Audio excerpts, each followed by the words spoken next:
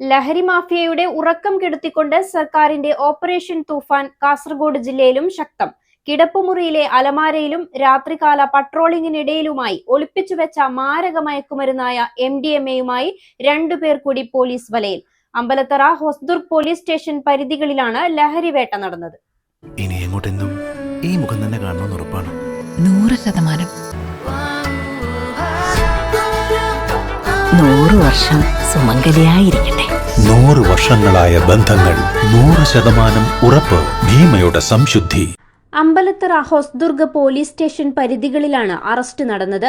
വീട്ടിലെ കിടപ്പുമുറിയിലെ അലമാരയിൽ സൂക്ഷിച്ച മയക്കുമരുന്നുമായാണ് 3-ാം മൈൽ മുണ്ടോട്ട് സ്വദേശി 33-കാരനായ NK ഉണ്ണികൃഷ്ണനെ അമ്പലത്തറ പോലീസ് പിടികൂടിയത്. Inspector C. ഷിജുവിന്റെ നേതൃത്വത്തിലുള്ള പോലീസ് സംഘം കഴിഞ്ഞ ദിവസം പുലർച്ചെ ഉണ്ണികൃഷ്ണന്റെ വീട്ടിൽ നടത്തിയ മിന്നൽ പരിശോധനയിലാണ് 2.12 ഗ്രാം MDMA കണ്ടെടുത്തത്. പ്രതിയെ നിലവിൽ കോടതിയിൽ ഹാജരാക്കിയിട്ടുണ്ട്.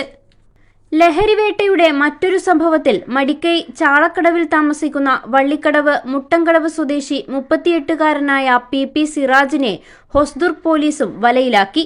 കാഞ്ഞങ്ങാട് സൗത്തിൽ പോലീസിന്റെ രാത്രികാല പട്രോളിംഗിനിടയിലാണ് സംശയാസ്പദമായ സാഹചര്യത്തിൽ ഇയാൾ പിടിയിലാകുന്നത്.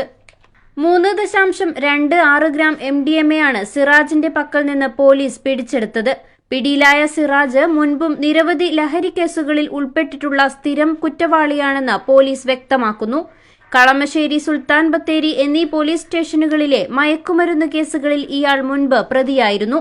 ഹൊസ്ദുർഗ് SI-യുടെ നേതൃത്വത്തിലായിരുന്നു ഈ പരിശോധന. പ്രദേശത്ത് ലഹരി വിപണനത്തിനെതിരെ പരിശോധനകൾ ഇനിയും ശക്തമാക്കാനാണ് പോലീസിന്റെ തീരുമാനം. News 14 live, Kasaragod.